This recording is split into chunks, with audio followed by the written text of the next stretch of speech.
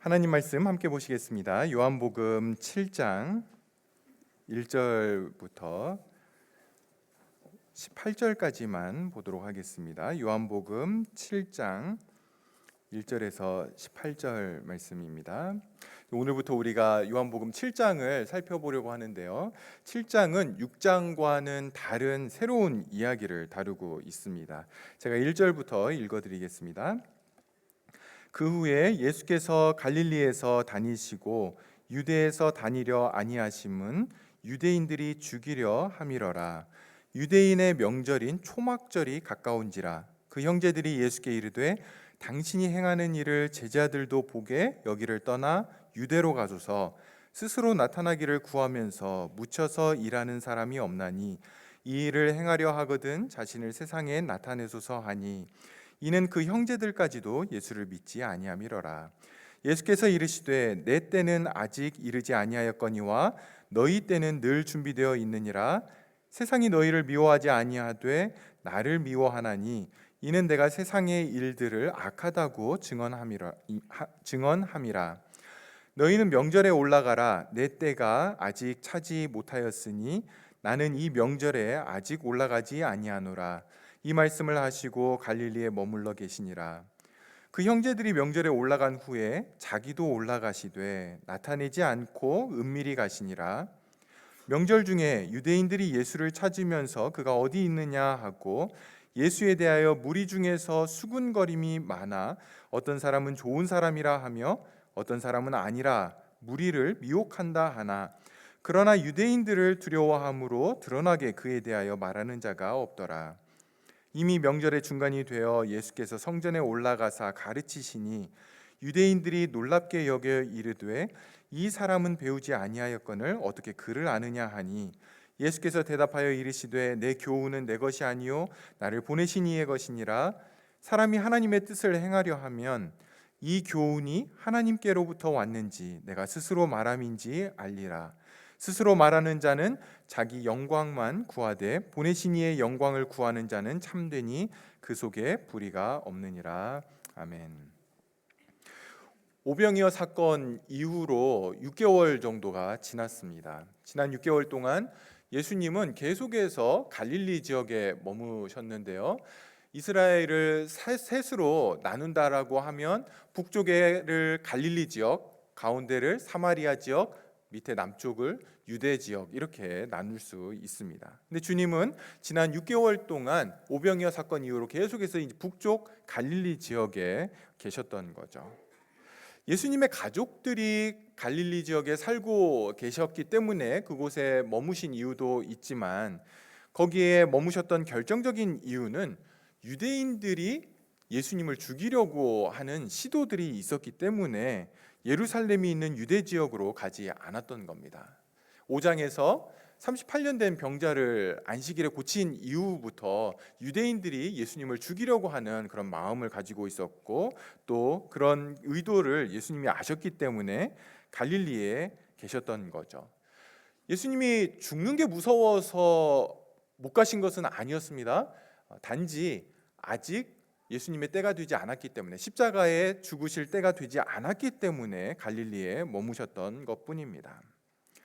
여러분이 잘 아시듯이 유대인들에게는 3대 절기가 있죠. 우리가 제일 잘 아는 유월절이 있고요. 그리고 유월절로부터 50일이 지난, 그래서 오순절이라고 부르기도 하고, 또 7일씩 7주가 지나서 77에 49, 그래서 77절 이렇게 부르기도 합니다. 그래서 오순절이 있고요. 그리고 오늘 본문에 나오는 장막절이 있습니다. 장막절은 수장절 이렇게 불리기도 합니다. 유월절은 곡식 추수의 시작을 알리는 그런 절기이고요. 그리고 77절 또는 오순절은 곡식 추수가 끝나는 것을 알리는, 마침을 알리는 그런 절기이고, 그리고 장막절은 이제 곡식이 아닌 나무 열매, 특별히 포도와 올리브를 수확하는 것에 대한 그 감사를 올려드리는 절기였습니다. 장막절 이렇게 불리는 이유는 장막, 텐트죠. 근데 예전에는 추수를 하고 이것을 추수한 곳에 그 들판에다 그냥 놔뒀는데, 그냥 놔두면 도둑들이 훔쳐가기 때문에 주인이든 아니면 다른 사람들을 시켜서 그곳에 텐트를 짓고 거기서 이거를 처리할 때까지 그렇게 지켰다라고 해서, 장막을 세우고 지켰다라고 해서 장막절이라고 불리기도 하고요. 또 수장절은 어디다가 이렇게 저장한다라고 하는 그런 의미에서 이렇게 수장절이라고도 불렸습니다. 유월절은 시기적으로 본다면, 이제 오늘날로 본다면 봄이 유월절이고요. 그리고 가을이 장막절입니다. 장막절은 우리 달력으로 하면 9월에서 10월 사이에 이제 대부분 있게 되는데요. 오병이어 사건이 6월절에 일어났죠. 그리고 오늘 본문에서 장막절이라고 하는 걸 보면 한 6개월 정도의 시간이 지난 것을 알 수 있습니다. 여러분, 우리나라에도 큰 명절이 두 개 있죠. 설날과 추석. 아이들에게 물어보면 어떤 명절을 더 좋아할까요? 당연히 설날이죠. 이스라엘 백성들에게, 유대인들에게 장막절은 가장 인기 있는 그런 절기였습니다. 가장 많은 사람들이 예루살렘으로 모여들었고 또 가장 즐거워하는 그런 절기였다고 합니다. 7일 동안 이 절기를 지키게 되고요. 또 하나님께서는 8일째에도 이 절기를 지키라고 명령을 하십니다. 장막절에는 세 가지 주요 특징이 있는데요. 일단 장막절이 되면 사람들은 큰 잎과 또 가지를 꺾어서 자기 집 앞에 뜰이나 아니면 밖에다가 임시 거처를 만들어서 거기서 거주하는 어떤 그런 의식을 행했습니다. 이것은 장막절의 어떤 역사적인 사건을 회상하는 것이기도 하지만 신학적인 의미도 가지고 있었는데요. 신학적인 의미는 뭐였냐면, 이스라엘 백성들이 출애굽해서 광야를 지나가는 그 기간들을 기억하는 그런 의미를 가지고 있었습니다. 뿐만 아니라 9월에서 10월경에 이 절기가 지켜졌기 때문에 이때는 이스라엘에 있어서는 건기였습니다. 건기가 봄에 시작이 되어서, 그러니까 추수가 다 끝나면서 건기가 시작이 되고, 그리고 가을, 늦가을에 이제 비가 다시 오면서 다시 또 이제 곡식을 심을 수 있게 되는데요. 이 장막절은 이러한 건기의 끝자락에 있었기 때문에 이 가뭄의 그 어려움을 가장 많이 느끼는 그러한 시기였습니다. 땅이 다 갈라져 있고 물이 없는 그러한 시기였는데요. 그래서 이 장막절에는 물을 굉장히 중요하게 여겼습니다. 물이 굉장히 중요한 모티브가 됐는데요. 이때는 물을 퍼올리는 그런 의식을 했다고 합니다. 이렇게 물을 퍼올리면서 하나님께서 이제 곡식을 심을 수 있는 비를 주시도록 그렇게 간구하는 마음으로, 또 이것은 영적으로 그 지역을, 그 땅을 새롭게 하는, 다시 살아날 수 있도록 하는 그런 의미를, 또 그런 간구를 담고 있었습니다. 혹시 이 장막절에 이른 비가 일찍 오게 된다면 사람들은 그것이 하나님의 큰 축복이라고 여겼다고 합니다. 세 번째로, 이 장막절에는 남자들이 예루살렘으로 모여서 함께 성전에서 희생 제사를 드리고 여호와 앞에서 즐거워하는 그러한 절기였습니다. 이런 특징을 가진 장막절이 이제 가까워졌던 겁니다. 예수님의 형제들이 예수님에게 와가지고는 예수님에게 한 가지 요구를 합니다. 강요 비슷한 요구인데요. 예루살렘으로 올라가라는 거죠. 3절과 4절을 한번 보시죠. 그 형제들이 예수께 이르되 당신이 행하는 일을 제자들도 보게 여기를 떠나 유대로 가소서. 스스로 나타나기를 구하면서 묻혀서 일하는 사람이 없나니 이 일을 행하려 하거든 자신을 세상에 나타내소서 하니. 여기 형제들은요, 마리아와 요셉 사이에서 태어난 예수님의 half brother, 동생들인 거죠. 그러니까 어려서부터 예수님과 같이 자랐고 예수님을 계속 보아왔고, 또 예수님이 하나님의 사역을 한다고, 공생의 사역을 시작한다라고 하니까 어쨌거나 계속해서 주의 깊게 예수님을 지켜보고 또 소식도 들었고 그렇게 보아왔던 형제들입니다. 6장에서 일어난 오병이어 사건이 빨리 끝내야 되나요? 갈릴리 지역에서 일어났기 때문에, 북쪽에서 일어났기 때문에 형제들은 이 오병이어 사건을 직접 봤는지는 모르겠지만 적어도 그 소식을 듣고 또 오병이어 사건에 대해서 잘 알고 있는 상황이었습니다. 이 동생들은 예수님이 기적을 행할 수 있는 그런 어떤 초자연적인 능력을 가지고 있다라는 것을 조금도 의심하지 않았습니다. 그래서 형에게 이야기하는 거죠. 사람들이 많이 모이는 곳 예루살렘에 가서 이 장막절에 형의 능력을 한번 보여줘, 이렇게 이야기를 하는 겁니다. 그렇게 하면 사람들의 인기가 많아질 거고 또 사람들이 인정해 줄 거다라는 거죠. 여러분, 예수님의 동생들이 이러한 요구를 했던 이유가 무엇입니까? 표면적으로는 예수님의 인기가 많아지도록 인정을 받도록 하기 위한 것이지만 그러나 더 깊은 이유가 있었던 겁니다. 5절을 한번 보시죠. 이거는 이유를 나타내는 겁니다. 앞에 예수님의 동생들이 예수님에게 예루살렘으로 가라고 한 그 이유를 나타내고 있는 겁니다. 이는 그 형제들까지도 예수를 믿지 아니함이러라. 이 5절은 사도 요한의 평가입니다. 요한복음을 쓰고 있는 요한이 이렇게 평가를 하고 있는 거죠. 예수님의 동생들이었지만 예수님을 믿지 않았다라는 겁니다. 여러분, 예수님의 동생들을 우리가 다 알지는 못하지만 그래도 그 중에는 야고보가 있죠. 야고보서를 쓴 야고보가 있습니다.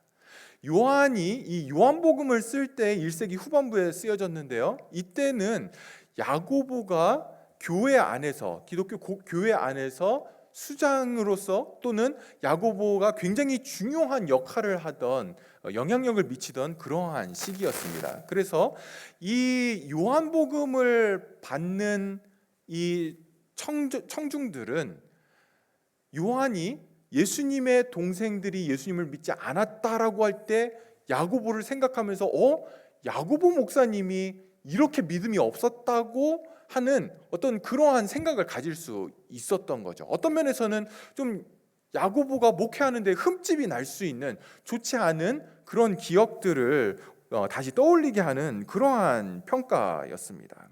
그럼에도 불구하고 요한은 여기에다가 형제들까지도 예수님을 믿지 않았기 때문에 지금 이런 요구를 하고 있는 것이다 라고 이야기를 하고 있는 겁니다. 믿지 않았다라고 하는 것은 우리가 지난주에 베드로가 했던 이야기 있죠. 우리는 주께서 하나님의 거룩하신 자임을 믿고 알았사옵나이다 라고 할 때에 믿어야 알게 된다, 이렇게 살펴봤죠. 그렇다면 여기 믿음이 없다라는 것은 결국 무슨 이야기입니까? 예수님의 동생들은 예수님이 누군지 지금 알지 못하고 있다라고 하는 의미를 같이 포함하고 있는 겁니다. 우리가 오늘 본문을 보면서 주의를 기울여야 될 것은 어떤 면에서 예수님의 동생들이 믿음이 없다라고 그렇게 평가되고 있는지를 봐야 됩니다. 그리고 그걸 통해 내 믿음을 살펴보는 것이 중요한 거죠. 여러분, 우리가 요한복음을 계속해서 살펴보면서 믿음이라는 것이 굉장히 중요한 주제임을 보게 됩니다. 사실 요한복음 자체가 예수님을 믿게 하기 위해서 쓰여진 그러한 책이죠. 요한복음 20장 31절에 이렇게 이야기를 합니다. 오직 이것을 기록함은, 그러니까 요한 사도가 요한복음을 기록한 이유를 자기가 기록을 하고 있는 거죠. 오직 이것을 기록함은 너희로 예수께서 하나님의 아들 그리스도이심을 믿게 하려 함이요 또 너희로 믿고 그 이름을 힘입어 생명을 얻게 하려 함이니라. 이게 요한복음을 기록한 이유입니다.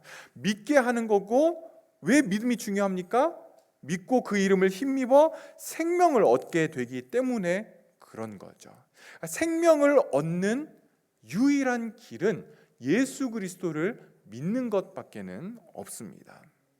요한복음 3장 16절에 여러분이 잘 아시듯이 하나님이 세상을 이처럼 사랑하사 독생자를 주셨으니 이는 그를 믿는 자마다 멸망하지 않고 영생을 얻게 된다, 이렇게 말씀을 하죠. 그러니까 믿으면 영생을 얻게 되고 믿지 않으면 멸망을 받게 됩니다.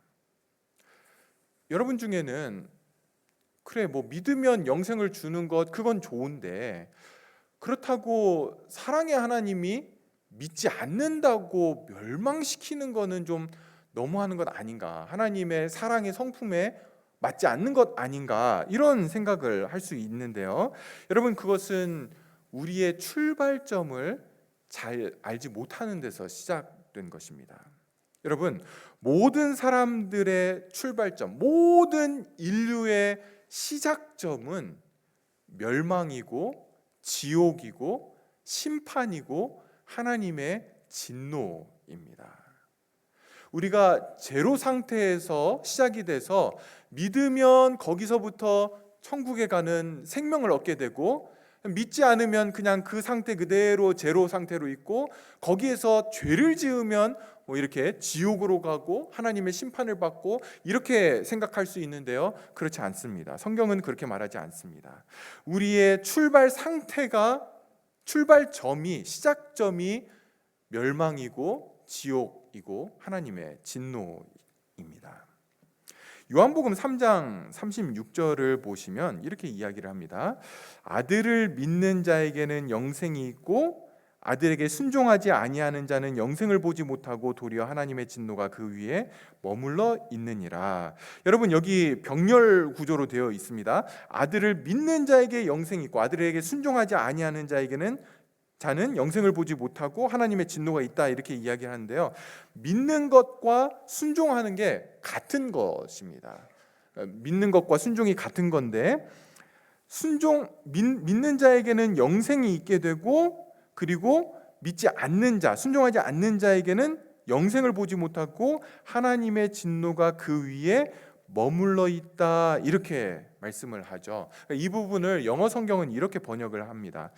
Whoever does not obey the Son shall not see life, but the wrath of God remains on him. 그러니까 그대로 머물러 있다. 하나님의 진노가 그냥 벗겨지지 않고 그대로 그 위에 있다라고 이야기를 하는 거죠. 무슨 이야기입니까? 모든 인류는, 저와 여러분은 원래부터, 처음부터, 시작부터 하나님의 심판과 멸망의 자리에 있다라는 거죠.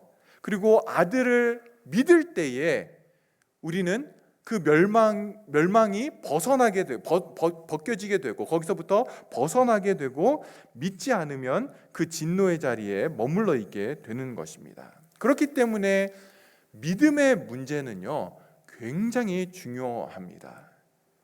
우리가 이런 이야기를 하면 이거는 교회 밖에 있는 사람들에게 하는 이야기인가? 교회 밖에 있는 사람들이 좀 듣고 믿고 좀 구원받고 좀 교회 나와야 될 텐데, 이렇게 생각할 수 있지만 사실 그렇지 않습니다.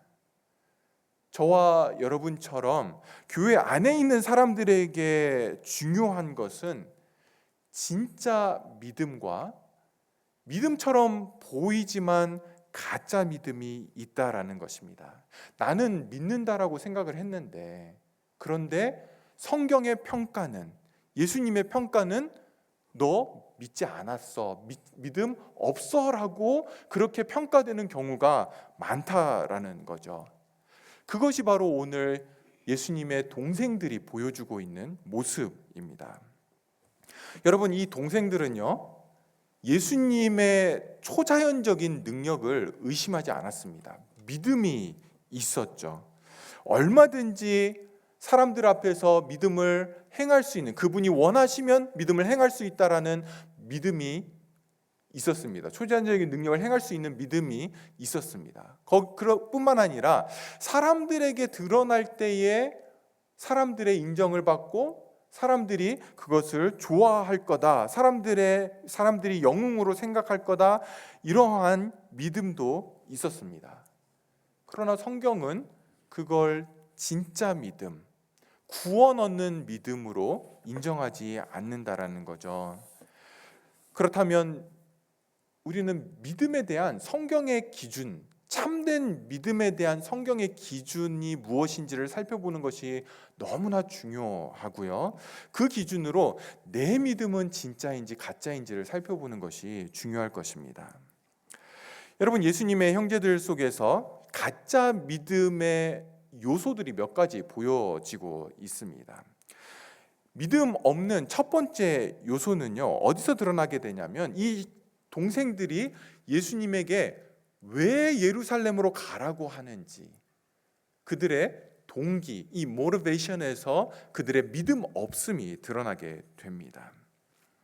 동생들이 예루살렘에 가서 예수님의 초자연적인 능력을 나타내라고 하자 예수님은 거절하시면서 이런 말씀을 하십니다. 6절부터 보시면 예수께서 이르시되 내 때는 아직 이르지 아니하였거니와 너희 때는 늘 준비되어 있느니라. 세상이 너희를 미워하지 아니하되 나를 미워하나니 이는 내가 세상의 일들을 악하다고 증언함이라. 여러분, 예수님이 지금 때에 대한 이야기를 하고 있습니다. 동생들의 요청에는 지금이 예수님이 올라가서 예루살렘에 올라가서 자신을 드러낼 때라고 하는 그런 의미가 담겨 있는 거죠.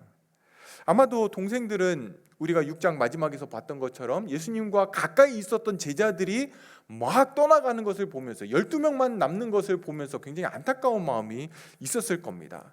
그럼에도 불구하고 예수님은 6개월 동안 특별히 뭘 더 하지도 않고 그냥 갈릴리에 머물러 계셨던 거죠. 아니, 좀 수도로 가서 예루살렘에 가서 자기를 좀 드러냈으면 좋겠는데, 그런데 지금 때가 된 거죠.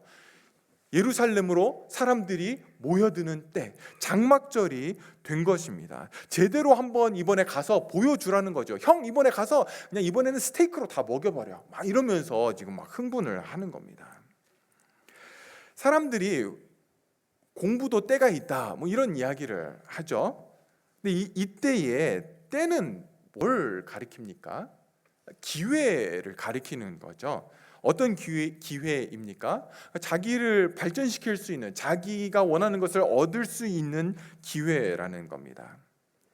동생들이 생각하는 이 때는 예수님께서 사람들로부터 어떤 인정을 받고 인기를 얻고 명성을 얻을 수 있는 그러한 기회였던 거죠. 이 일을 행하려거든 세상에 자신을 나타내소서, 뭐 이렇게 요구하는 것을 보면 알 수 있습니다. 그런데 여러분, 동생들이 이 기회라고 할 때의 그 기준은 뭡니까? 자기들이 볼 때의 좋은 기회라는 거죠. 자기들이 원하는 걸 얻을 수 있는 기회. 그리고 그 기회를 놓치면 안 된다라는 겁니다. 그걸 놓치면 절호의 때를 놓치는 거다라는 겁니다.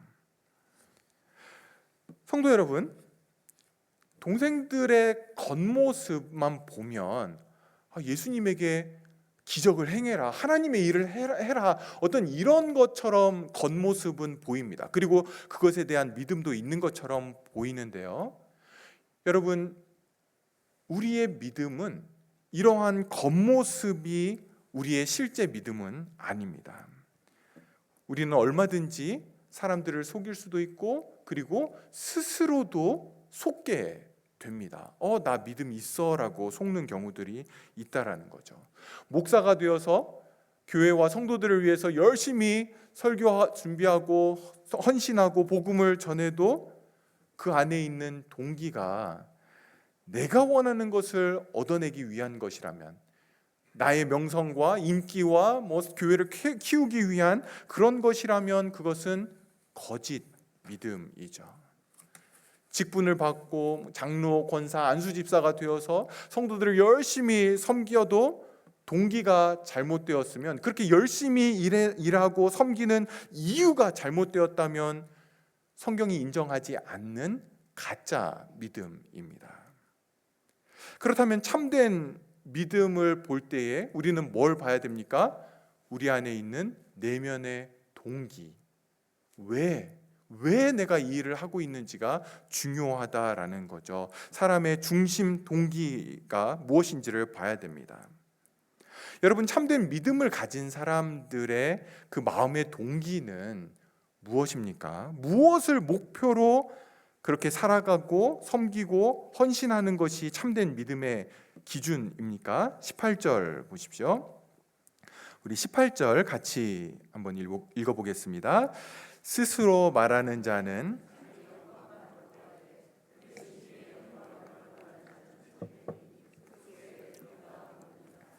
이 부분을 우리가 조금 이따 더 자세히 살펴볼 텐데요. 참된 믿음은 하나님의 영광을 위한 동기로 삶을 살아가는 것입니다. 여러분, 사람들은 둘 중에 하나입니다. 하나님의 영광을 위해서 살아가든지 아니면 내 영광을 위해서 살아가든지 둘 중에 하나입니다. 참된 믿음은요, 하나님의 영광을 위해서 살게 하고요, 가짜 믿음은 내 영광을 위해서 살아가게 만듭니다. 그렇게 살 수밖에는 없다라는 거죠. 요한복음 5장 44절을 보시면 너희가 서로 영광을 취하고 유일하신 하나님께로부터 오는 영광은 구하지 아니하니 어찌 나를 믿을 수 있느냐. 하나님의 영광을 구하지 않으면 나를 믿을 수 있는 방법이 없다라고 이야기를 합니다. 사람으로부터 영광을 구하기 때문에 그런 거죠. 그렇다면 참된 믿음과 하나님의 영광은 뗄래야 뗄 수 없는 그런 관계에 있게 됩니다. 여러분, 우리 안에 있는 죄악된 본성이 끝없이 내 영광을 위해서 살아가게 만들죠. 그런 싸움이 없다, 지금 그런 이야기를 하는 것이 아닙니다. 내 안에 있는 죄악된 그러한 욕망이 내 영광을 위해서 어떤 때를 얻고 기회를 얻으려고 끊임없이 막 올라오죠. 그리고 성도들은 그것을 날마다 죽이며 사는 자들입니다. 바울 사도가 나는 날마다 죽노라 라고 할 때 뭘 죽이겠습니까? 내 영광을 위해 살고 싶어 하는 내 죄악된 자아를 날마다 죽이면서 나는 살아가고 있다라고 그렇게 이야기를 하는 겁니다. 우리 안에 그런 싸움이 있는 거죠. 성도들 안에는 이 싸움이 날마다 있습니다. 내 영광과 하나님의 영광을 위해 살아가는 그 싸움이 항상 있다라는 거죠. 그리고 질 때도 있죠. 질 때가 훨씬 더 많이 있습니다. 그런데 지금 여기서 예수님이 말씀하시는 하나님의 영광을 위한 삶, 이것은요, 내 안에 그런 싸움이 없다, 100% 하나님의 영광만 위해서 나는 살아간다, 그런 이야기가 아니라, 그런 싸움이 있는데, 그런데 나의 가장 깊은 내면의 중심을 봤을 때 거기에 뭐가 있느냐는 겁니다. 가장 깊은 곳에 들어가서 나를 열었을 때에 거기에 내 영광이 앉아 있는지 아니면 하나님의 영광이 앉아 있는지. 참된 믿음은요, 그곳에서 하나님의 영광을 위해 살아야 된다라는 것이 확인될 때에 내 영광을 그 아래 묻는 사람들이 참된 믿음을 가진 사람들입니다. 하나님의 영광이 가장 깊은 곳에 있는지 나의 영광이 가장 깊은 곳에 있는지가 참된 믿음의 기준입니다. 두 번째로 예수님은 자기 형제들을 향해서 나는 예루살렘에 올라가지 않겠다라고 하면서 너희가 가라, 너희는 가라, 너희 때는 항상 준비되어 있다라고 이야기를 하죠. 그러면서 7절에 이렇게 이야기를 합니다. 세상이 너희를 미워하지 아니하되 나를 미워하나니 이는 내가 세상의 일들을 악하다고 증언함이라. 형제들이 원하는 것을 얻을 수 있는 때는 항상 준비되어 있는데 그 이유는 세상이 너희를 미워하지 않고 나를 미워하기 때문이다 라고 이야기를 합니다. 여러분, 왜 형제들을 세상이 미워하지 않습니까? 예수님을 지금 죽이려고 하고 있죠. 일반적으로 생각을 해보십시오. 큰 형을 죽이려고 뭔가 잘못해서 막 사람들이 죽이려고 해요. 그러면 그 집안의 동생들도 같이 미움을 받겠죠. 같이 싸잡아서 그놈들도 다 나쁜 놈이야. 대부분 이럴 텐데 예수님이 하시는 말씀이 뭐냐면 세상이 나를 미워하는 거지 너희는 미워하지 않는다라고 이야기를 합니다. 그러니까 너희는 예루살렘에 가라. 그 무슨 이야기입니까? 왜 세상이 그 동생들은 미워하지 않는다라고 이야기합니까? 세상과 같기 때문에 그렇습니다. 겉으로 보자면 예수님의 가족들이고 예수님의 동생들이고 예수님이 기적 베풀기를 원하고 있고 예수님을 인정하는 듯 보이지만 가장 깊은 중심은 어떻다라는 거예요? 세상이 가는 그 길을 똑같이 가고 있다라는 겁니다. 이거를 우리가 다르게 표현하면 세상의 가치관을 가지고 살아가고 있다라는 겁니다. 뭘 중요하게 여기는가, 뭘 가치 있게 여기는가 하는 것에서 세상과 다를 바가 없다라는 거죠. 여러분, 예수님의 형제들은요, 세상이 추구하는 것을 다른 방법으로, 다른 모양으로 똑같이 추구하고 있었다라는 겁니다. 그래서 세상 가운데 들어가도 이질감이 없게 되는 거죠. 여러분, 저와 여러분이 세상 가운데에 이러한 메시지를 가지고 들어가면 그리 이질감이 없습니다. 예수님 믿으면 문제가 해결되더라. 예수님 믿으니까 자녀들이 다 잘 되더라. 예수님 믿으니까 안 되던 비즈니스가 막 잘 되고 마음이 막 평안하고 너무 좋더라. 너도 예수님 믿어봐 라고 이야기를 한다라면 세상 사람들이 아 그래? 그거 나쁘지 않은데 그래 좀 생각을 해볼게 라고 반응을 할 겁니다. 왜요? 그 중심에 똑같은 걸 추구하고 있기 때문에 그렇습니다. 기독교인들도 교회 다니는 사람들도 결국은 자기 잘 되기 위해서 그렇게 예수님의 힘을 빌려서 그렇게 하고 있구나. 나는 세상에서 내 힘으로 이렇게 열심히 해서 내가 원하는 걸 얻고 교회 다니는 사람들은 예수님의 힘을 빌려서 자기들이 원하는 걸 얻으려고 하고 있구나. 여러분, 세상 가운데 이 메시지 가지고 들어가면 별로 거부감 들지 않습니다. 근데 기독교는 그런 종교가 아니죠. 그걸 위해서 살아가지 않습니다. 세상 사람들은 또 나를 위해 살아가고 성도들도 나를 위해 살아간다. 그거는 가짜 믿음입니다. 성도는 하나님을 위해서 살아가는 자들입니다. 여러분, 형제들은요 똑같은 거를 다른 모양으로 추구하기 때문에 세상이 미워하지 않았습니다. 겉모습이 어떻든지 간에 나를 위해 살아가는 것은 가짜 믿음입니다. 아무리 교회에서 열심히 신앙생활을 해도 나를 위해서라면 그것은 가짜라는 거죠. 여러분, 나를 위해서 살아갈 때에 드러나는 특징이 있습니다. 중요한 특징이 있는데 그게 뭐냐면 나를 위해 살아가는 사람은요 하나님의 때를 기다리지를 못합니다. 하나님의 때라고 하는 것의 특징은요 사람의 때와 같지를 않습니다. 완전히 다릅니다. 왜냐하면 하나님과 사람의 가치관이 다르기 때문에 그런 거죠. 중요하게 생각하는 게 다르고 추구하는 게 다르고 방법과 방식이 다르기 때문에 하나님의 때와 사람의 때는 절대로 같을 수가 없습니다. 여러분, 성도가 세상 속에 들어갔는데 별로 다르지 않아요? 세상 속에서도 너무 잘 돼요? 그렇다면 그때가 가장 조심할 때입니다. 더 많이 기도해야 되고요, 더 많이 하나님의 뜻을 구해야 하는 때라고 보시면 틀림이 없습니다.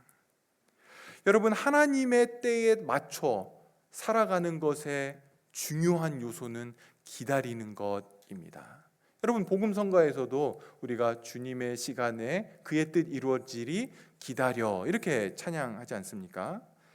여러분, 우리가 하나님의 때를 기다린다라고 할 때에 언제 하나님의 때를 기다릴 수 있습니까?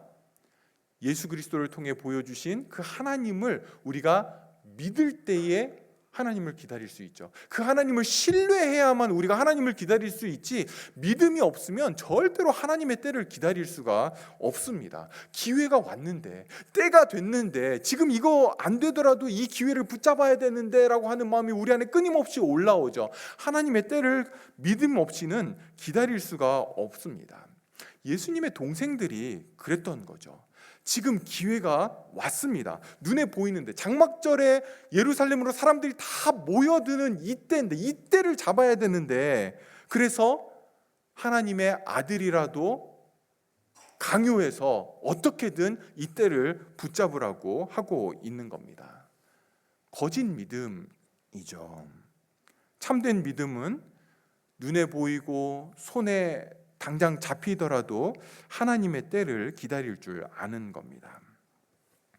예수님은 자신의 때가 되지 않았다라고 하면서 이제 그 강요를 물리치죠. 근데 10절을 보시면 참 재미있는 게 형제들을 먼저 명절에 올려 보낸 후에 예수님 자신도 그 이후에 올라가십니다. 그 대신 이제 은밀히 올라가시죠.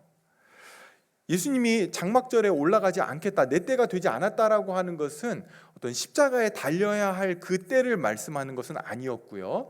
하나님께서 지금 장막절에 올라가라고 하지 않기 때문에 내 때가 되지 않았다라고 그렇게 말씀을 하는 겁니다. 하나님이 예루살렘에 가라고 하시면 언제든지 갈 거였던 거죠. 예수님이 은밀하게 이제 예루살렘으로 가십니다. 드러나지 않죠. 근데 예루살렘에서는 두 부류의 사람들이 드러나게 됩니다. 하나는 유대인들이고 하나는 무리입니다. 여러분들이 11절, 13절, 15절 또 그 이후에도 보면 유대인들 이렇게 이제 명시되어 있는 사람들이 있는데요. 또 12절과 또 20절에 보시면 무리라고 하는 이런 표현이 있습니다. 무리들도 유대인들이었지만 일반적인 군중이라고 보시면 되고요. 여기에 유대인들이라고 쓰여 있는 사람들은요, 유대의 종교 지도자들 또 권력자들이라고 보시면 됩니다. 이 두 부류 역시 믿음이 없는 그런 모습들을 가지고 있었는데요. 먼저 무리들 안에서는, 그 일반 군중들 안에서는 예수님에 대한 평가가 좀 엇갈렸습니다. 12절 보십시오.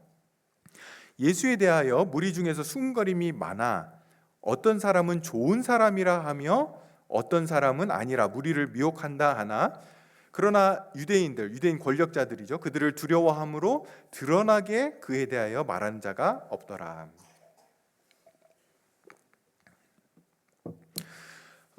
사람들 중에는 예수님이 좋은 사람이다 이렇게 평가하는 사람들이 있었고요. 또 무리를 미혹하게 하는 사람이다 이런 평가가 있었습니다.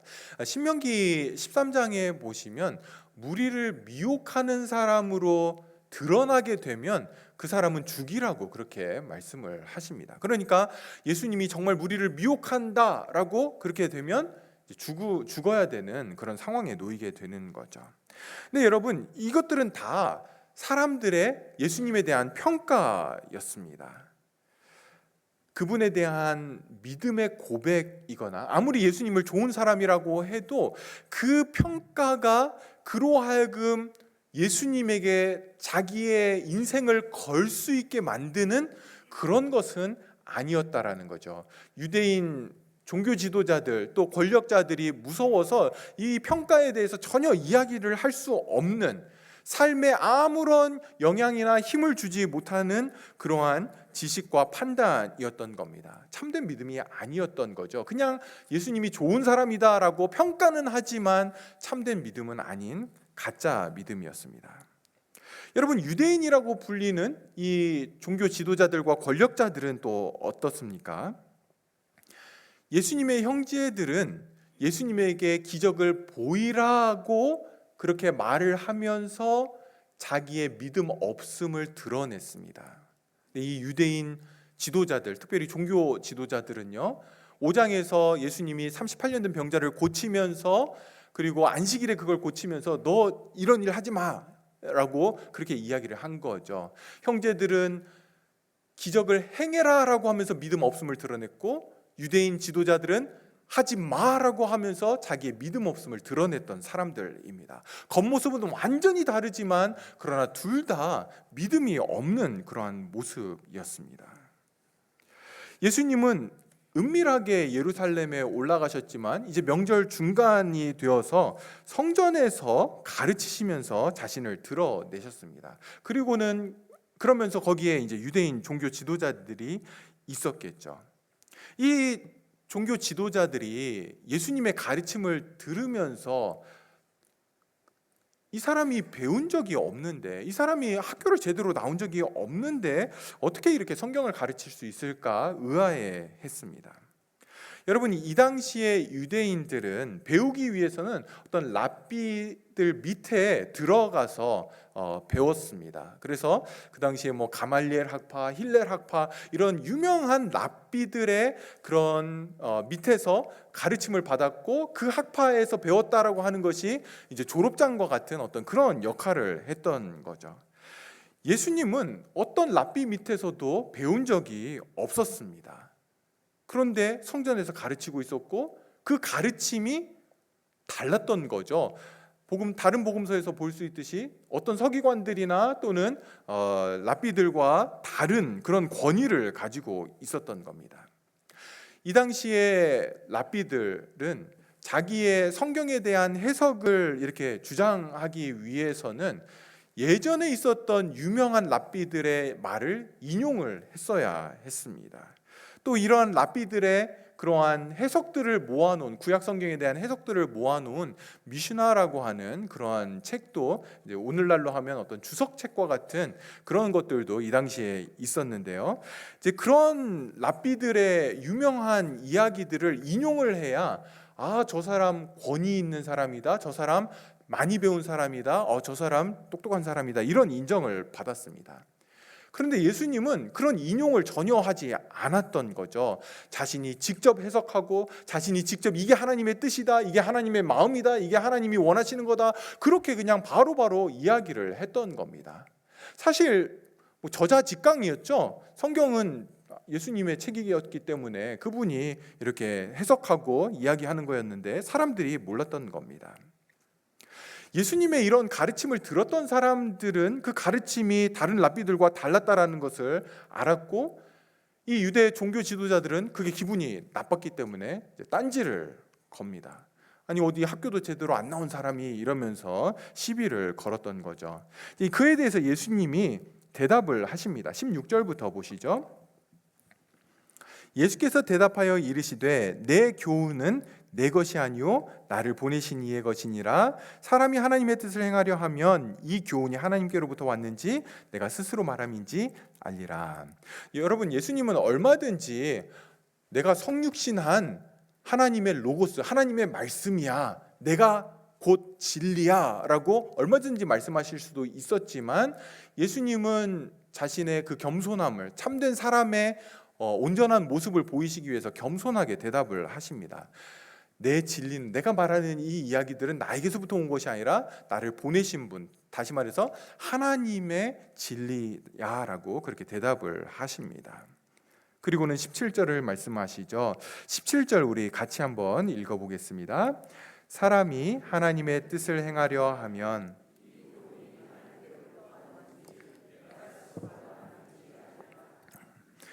우리말 성경 번역이 이 구절을 조금 모호하게 만들었는데요. 이런 의미입니다. 사람이 하나님의 뜻을 행하려고 해야만 내가 가르치는 이 교훈이 하나님으로부터 왔는지 아니면 내가 스스로 말하는 것인지를 알 수 있다, 분별할 수 있다라고 하는 의미입니다. 예수님이 진짜인지 아니면 사람들을 미혹하게 하는 껍데기만 그럴싸한 사람인지를 알 수 있는 방법, 분별할 수 있는 방법은 뭐라는 겁니까? 하나님의 뜻을 행하려고 할 때에, 진실되게 하나님의 뜻을 행하려고 할 때에 예수님이 진짜인지 아니면 껍데기만 그럴싸한지를 알 수 있다라는 거죠. 여러분, 이 하나님의 뜻은 무엇입니까? 18절에서 이렇게 이야기를 하죠. 스스로 말하는 자는 자기 영광만 구하되 보내신 이의 영광을 구하는 자는 참되니 그 속에 불의가 없느니라. 그러니까 하나님의 뜻이 뭐냐면 하나님의 영광을 구하는 삶입니다. 나의 영광이 아니라 하나님의 영광을 위해 사는 삶을 말하는 거죠. 그렇게 살려고 할 때, 그렇게 살아가려고 할 때에 예수님이 진짜인지 kop데기만 그럴싸한 분인지를 분별하게 된다라고 이야기를 하는 겁니다. 여러분, 사람들이 예수님을 믿지 못한다라고 할 때 그것은 예수님이 진짜인지, 성경에서 말하고 있는 이 예수님이 진짜인지 아니면 그냥 만들어낸 이야기인지 확신이 없기 때문에 믿지 못하는 거죠. 내 안에 예수님에 대한 그런 확신이 없다라면, 이분이 진짜다, 성경에서 말씀하고 있는 이분이 진짜 예수님이다라고 하는 그 확신이 없다라면 우리는 그저 기독교적인 종교 생활을 하고 있을 뿐입니다. 예수님을 참되게 믿을 수 없게 되는 거죠. 생명이 없게 되는 겁니다. 믿지 않기 때문에 예수님을 알 수도 없게 되는 거죠. 예수님에 대한 확신을 갖기 위해서 반드시 필요한 것이 무엇입니까? 내 영광보다 하나님의 영광을 더 사랑해야 합니다. 내가 사람들에게 인정받고 칭찬받고 높임을 받는 것보다 하나님이 인정을 받고 찬양을 받고 높임을 받기를 원해야 되는 거죠. 내 뜻과 내 욕망에 완전한 변화가 일어나야 됩니다. 그렇지 않으면 여러분, 우리는 내 영광 때문에 하나님을 예배하게 됩니다. 내 영광 때문에 봉사도 하고 성도들을 섬기고 또 교회를 섬기게 됩니다. 내 영광 때문에 설교하고 선교하고 헌신하고 내 영광 때문에 나를 내어주게 됩니다. 잘못된 이유로 예수님을 찬양하게 되는 거죠. 그리고 그것은 거짓 믿음, 가짜 믿음으로 드러날 수밖에는 없습니다. 겉으로 드러나는 보이는 모습이 중요한 것이 아니라 내 안에 가장 중심에 뭐가 있느냐가 중요한 거죠. 이제 말씀을 마무리하겠습니다. 여러분, 우리가 요한복음을 보면서 저는 계속해서 하나님께서 우리 공동체에게 이런 걸 계속 말씀하고 계시다는 느낌이 듭니다. 겉으로 보이는 나의 모습으로 내 믿음을 판단하는 것을 멈추고 우리의 중심을 들여다보라는 거죠. 요한복음이 계속해서 믿음에 대한 이야기를 하지 않습니까? 진짜 믿음과 거짓 믿음을 자꾸 계속해서 보여주고 있습니다. 저와 여러분이 이 자리에 있는 이유, 이 자리에 있는 그 동기가 무엇인지 내면의 그 이유를 잘 살피라는 것입니다. 그리고 성경이 인정하지 않는 우리의 마음들을 바꿔내라는 거죠. 그것이 참된 믿음의 모습입니다. 우리의 삶의 이유와 목표가 내 영광인지, 내가 높임을 받기 원하는 것 때문인지, 아니면 정말 하나님이 영광을 받으시고 그분이 높임을 받기를 원하는 것인지 잘 살펴보십시오. 그것이 저와 여러분을 향한 하나님의 뜻이고, 그 뜻에 나를 맞출 때에 우리는 예수님이 참된 분이심을 더욱더 선명하게 보게 될 것입니다. 기도하겠습니다. 하나님 아버지, 예수님의 가르침을 통해서 우리의 내면을 다시금 들여다봅니다.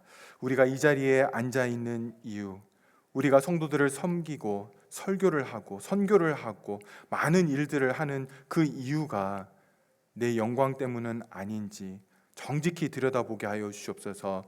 절대로 우리의 겉모습에 속지 않게 하시고 나 스스로 속지 않게 하시고, 주님, 우리의 믿음을 정직히 들여다보게 하시고 우리로 하여금 참된 믿음의 자리에, 무엇보다도 하나님의 영광을 위해 사는 그 삶의 자리에 우리를 불러주시고 우리로 하여금 그 자리로 서게 하여 주시옵소서. 예수님의 이름으로 기도합니다. 아멘.